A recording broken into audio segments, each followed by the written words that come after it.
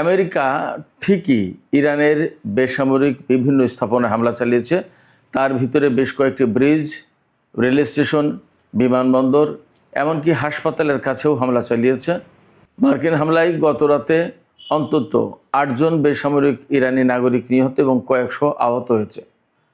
এর জবাবে গতকাল রাতে ইরানও কুয়েত, বাহরাইন, জর্দান, সংযুক্ত আরব আমিরাত, কাতার, ওমান এই সমস্ত জায়গায় মার্কিন অবস্থানে হামলা চালিয়েছে।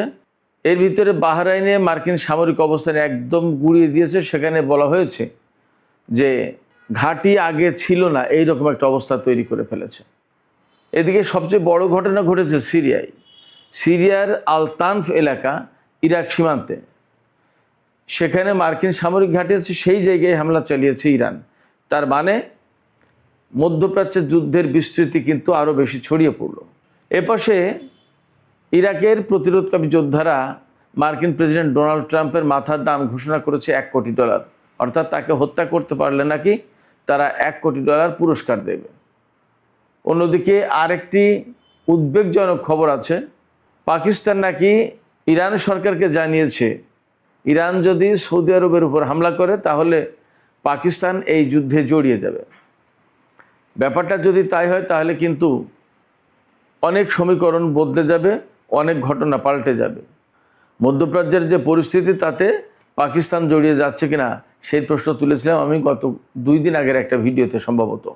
তো সামগ্রিকভাবে যে পরিস্থিতি তাতে একদম যুদ্ধ থামার তো কোনো লক্ষণই নেই, বরং কঠিন পর্যায়ে গেছে যুদ্ধ। এই অবস্থায় হরমুজ প্রণালী একদমই প্রায় বন্ধ। হরমুজ প্রণালী ইরানের নিয়ন্ত্রণে রয়েছে। আন্তর্জাতিক গণমাধ্যমেও সেই রকমই আভাস দেওয়া হচ্ছে, অন্তত আল জাজিরাতে তাই দেখলাম। পাশাপাশি আন্তর্জাতিক জ্বালানি সংস্থা IEA, যেটা এই IEA, তারা হুঁশিয়ারি উচ্চারণ করে বলেছে এখনই যদি যুদ্ধ না থামানো হয় তাহলে সারা বিশ্বে জ্বালানি নিয়ে উদ্বিগ্ন হওয়ার অবশ্যই কারণ আছে এবং পরিস্থিতি খুবই মারাত্মক অবস্থার দিকে যাচ্ছে।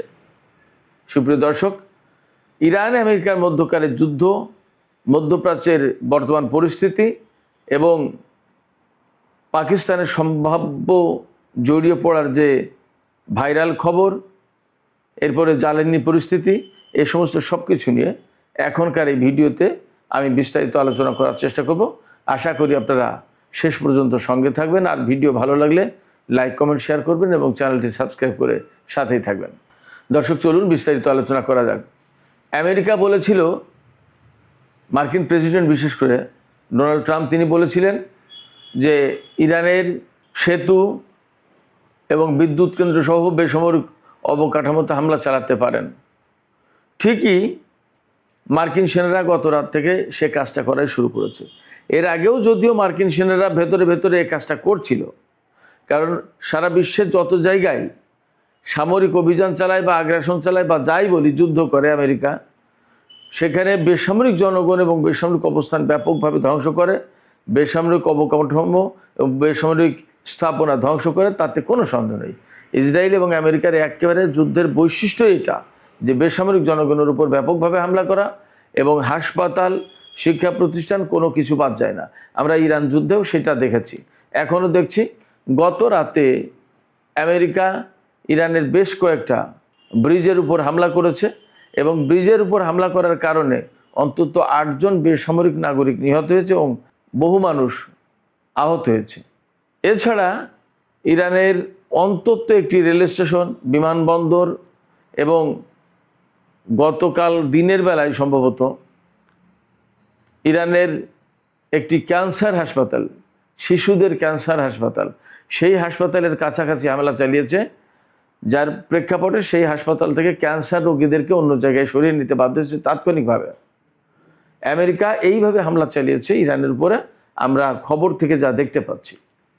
তুরস্কে নেটো সম্মেলনের পর আমেরিকা যে হামলা শুরু করেছে, এই হামলা থেকে এই পর্যন্ত ইরানের অন্তত 38 জন নিহত এবং 400-র বেশি মানুষ আহত হয়েছে। এর ভেতরে গতকাল ইরান শহরে মার্কিন বাহিনীর হামলায় ইরানের সামরিক ঘাঁটিতে হামলা করেছে এবং সেখানে 7 জন ইরানি সেনা শহীদ হয়েছেন। গত কয়েকদিন মার্কিন সামরিক বাহিনী যে সমস্ত জায়গায় হামলা চালিয়েছে তার একটা বর্ণনা দিলে আপনারা বুঝতে পারবেন যে আমেরিকা কতটা অ্যাগ্রেসিভলি হামলা চালাচ্ছে ইরানের উপরে। মানে এখন পুরো মাত্রায় যুদ্ধ চলছে, এখন আর টুকটাক যুদ্ধের পর্যায়ে নেই। আমি নামগুলো বলে আপনারা খেয়াল করুন।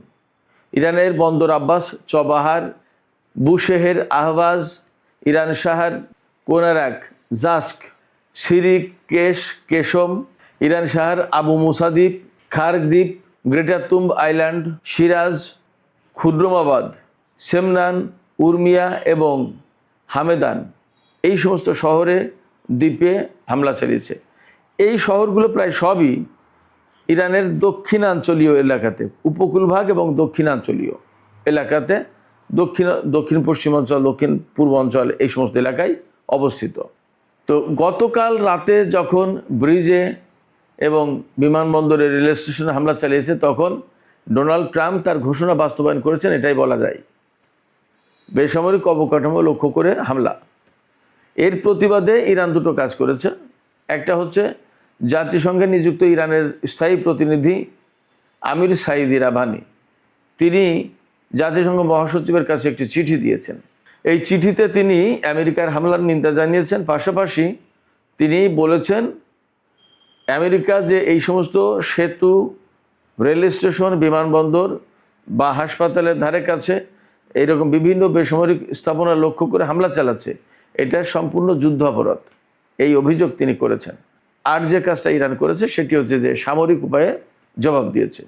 গতকাল আমেরিকা যেমন বড় রকমের হামলা চালিয়েছে ইরানের বিরাট বিশাল এরিয়া জুড়ে, তেমনি ইরানও সামরিক উপায়ে পাল্টা জবাব দিয়েছে, প্রচণ্ড রকমের জবাব দিয়েছে। কুয়েতের মার্কিন ক্ষেপণাস্ত্র ডিপো, হেলিকপ্টারের অবস্থান, অর্থাৎ যেখানে হেলিকপ্টার রাখা, হেলিকপ্টার স্টোরেজ, এরপরে আমেরিকার বেশ কয়েকটা ক্ষেপণাস্ত্র লঞ্চার, এগুলো ধ্বংস হয়েছে। কুয়েতের সবচেয়ে বড় যে ঘটনা ঘটেছে সেটা হচ্ছে অস্ত্র গুদাম ধ্বংস হয়েছে কয়েকটা। বাহরাইনে ইরান হামলা চালিয়েছে এত বড় যে বাহরাইনের দুটো মার্কিন ঘাঁটি একেবারে মাটির সাথে মিশে গেছে বলে জানা যাচ্ছে। এইভাবে বলা হচ্ছে যে সেখানে আগে ঘাঁটি ছিল কিনা তার বোঝা যাচ্ছে না। ইরান কিন্তু এইরকম কথাই বলেছিল যে আমরা এমনভাবে হামলা চালাবো যে মধ্যপ্রাচ্যে আগে আমেরিকার কোনো ঘাঁটি ছিল না, এইরকম করে দেব পরিস্থিতি। তো হয়তো ইরান সেইভাবেই করছে। জর্দানে হামলা চালিয়েছে, কাতারে হামলা চালিয়েছে, সংযুক্ত আরব আমিরাতে এবং ওমানে। এইসব হামলায় অনেকগুলো র্যাডার সিস্টেম, তারপরে নৌবাহিনীর গোয়েন্দা ব্যবস্থা, বিমান বাহিনীর গোয়েন্দা ব্যবস্থা, এই সমস্তগুলো ধ্বংস হয়েছে। বলা হচ্ছে যে বেশ কয়েকজন মার্কিন সেনা নিহত হয়েছে। মার্কিন সেনা নিহতর কথা কেন আসছে? বিশেষ করে দুই জায়গায় মার্কিন সেনা নিহতর কথা বলা হচ্ছে। কুয়েতে যে হামলা হয়েছে এই জায়গায় মার্কিন সেনা নিহত হয়েছে কিছু, আর সবচেয়ে বেশি নাকি নিহত হয়েছে সিরিয়ার আল তানফ সামরিক ঘাঁটিতে। আল তানফ হচ্ছে মার্কিন সামরিক ঘাঁটি, এটা ইরাক এবং সিরিয়ার সীমান্তে অবস্থিত। অর্থাৎ বলা যায় যে পূর্ব সিরিয়া বা সিরিয়ার দক্ষিণ পূর্ব এলাকা হবে আর ইরাকের পশ্চিমাঞ্চল হবে। এই জায়গায় এই হামলাটা হয়েছে, আল তানফ মার্কিন সামরিক ঘাঁটি। এবং এই সামরিক ঘাঁটিতে ইসরায়েলের সেনা মোতায়েন ছিল একসময়, এমন রিপোর্ট বের হয়েছিল, আরও অনেক আগের কথা। তো এই আল তানফ ঘাঁটিতে ইরান কেন হামলা চালালো?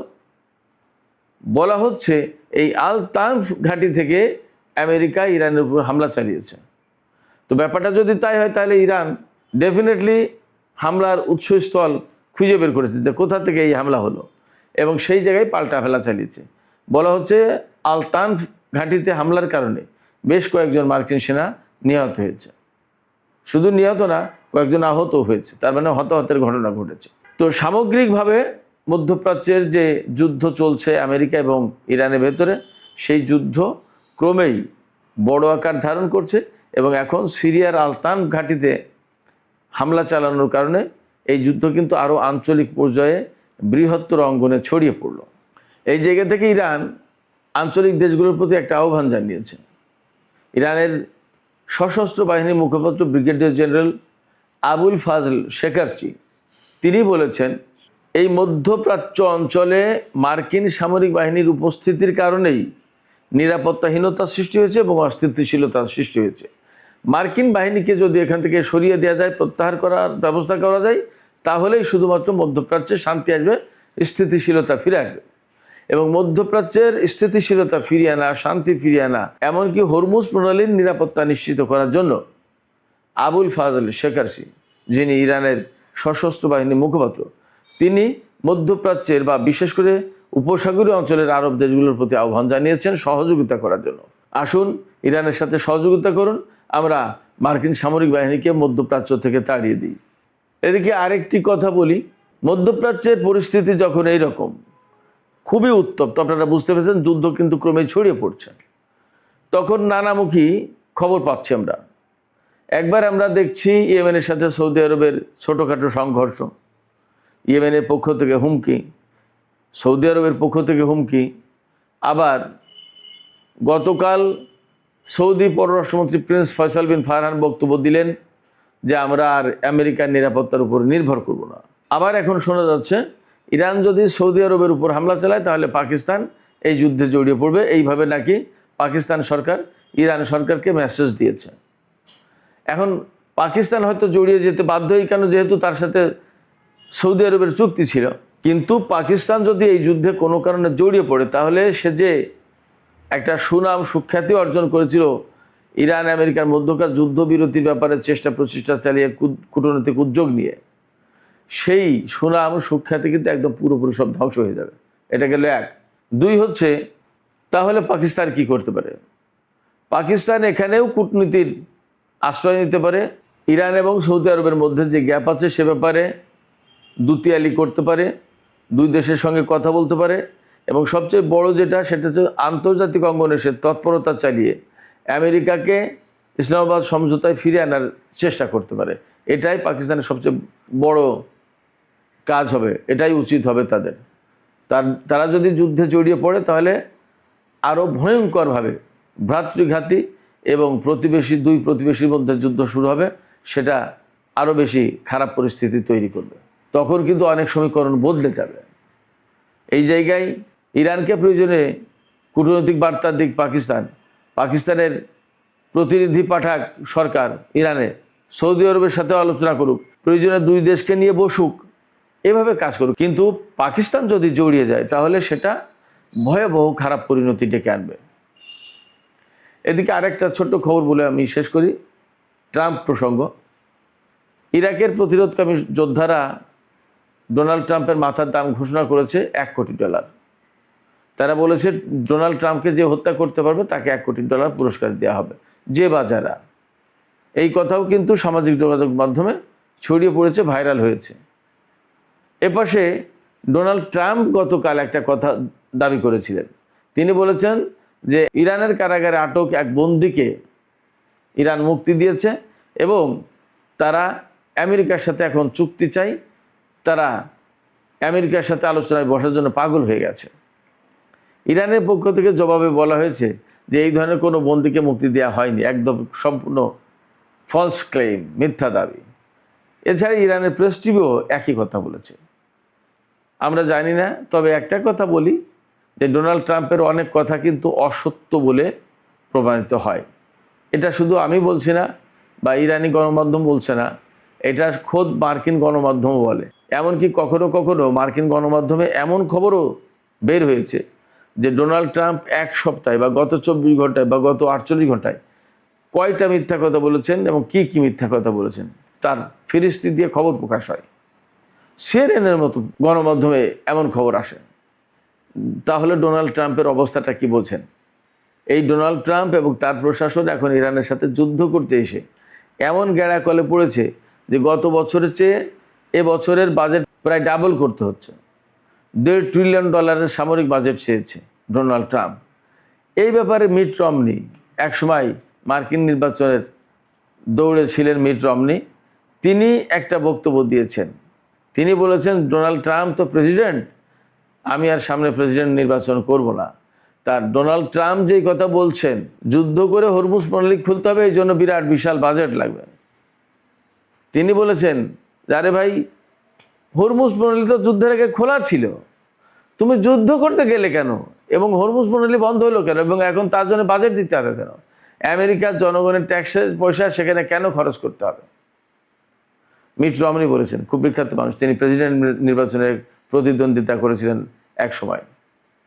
তিনি বলেছেন, আসলে এ ব্যাপারে রিপাবলিকান বা ডোনাল্ড ট্রাম্পের কি জবাব? সুপ্রিয় দর্শক, এখানেই আলোচনা শেষ করতে চাই। আলোচনা শেষের আগে আমি আপনাদেরকে একটা প্রশ্ন করি যে সামাজিক মাধ্যমে খবর বেরিয়েছে যে পাকিস্তান এই বার্তা দিয়েছে ইরানকে যে সৌদি আরবে যদি ইরান হামলা চালায় তাহলে পাকিস্তান এখানে জড়িয়ে যেতে বাধ্য হবে যুদ্ধে। আপনাদের কি মনে হয় যে পাকিস্তান যুদ্ধে জড়িয়ে যাবে? আমরা নিশ্চয়ই বুঝতে পারছি যে পাকিস্তানের সামনে আসলে একটা জটিল অবস্থা। এই অবস্থায় পাকিস্তান আসলে কি করতে পারে, তার কি করা উচিত? আপনাদের মতামত জানিয়ে কমেন্টে লিখুন। আর ভিডিও ভালো লাগলে লাইক, কমেন্ট, শেয়ার করবেন এবং চ্যানেলটি সাবস্ক্রাইব করে সাথেই থাকবেন। দর্শক, এখনকার আলোচনা এখানে শেষ করতে চাই। আপনারা সবাই অনেক অনেক ভালো থাকুন। আল্লাহ হাফেজ।